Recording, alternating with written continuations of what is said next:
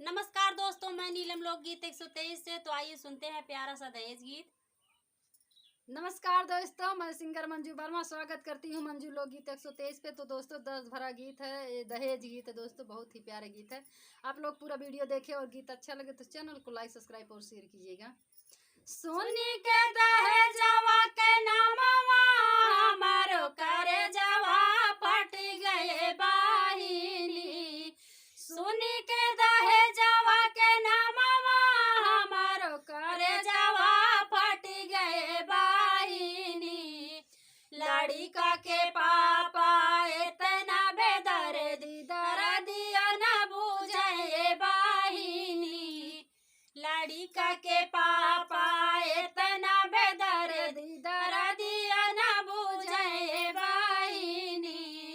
4 लाख मांगे कोई, 5 लाख मांगे कोई, 10 लाख मांगे बाहिनी। 4 लाख मांगे कोई, 5 लाख मांगे कोई, 10 लाख मांगे बाहिनी। दहेजवा के नाम सुनी कांप शरीरिया, बोलिया नहीं करे बाहिनी। दहेजवा के नाम सुनी कांप शरीरिया, बोलिया नहीं करे बाहिनी। सिकड़ी मांगे, अंगूठिया मांगे, हीरो होंडा मांगे बाहिनी। सिकड़ी मांगे, अंगूठिया मांगे, हीरो होंडा मांगे बाहिनी। पीतल सेट बर्तनों पे चांदी के कटोरा मांगे बाहिनी।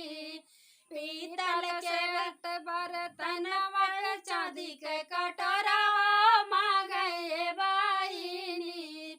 तनिको न लाज शरमिया न लागे, बरमैसिया करते बाहिनी।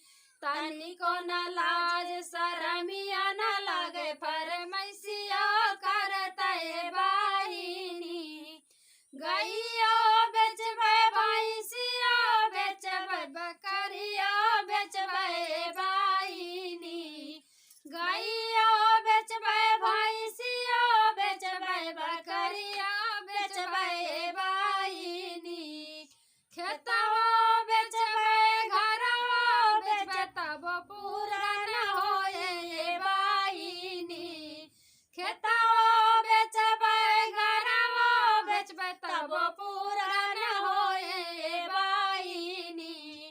रात दिन सोची सोची कैसे होई सदिया, निदिया न आवे बाहिनी।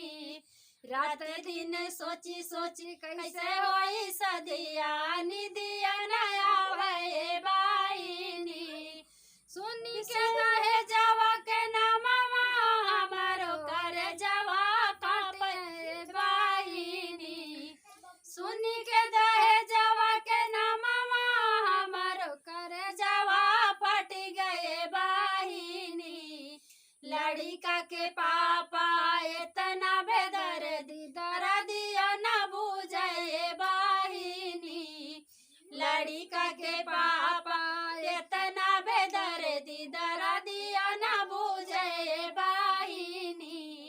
धन्यवाद दोस्तों। कल्याण।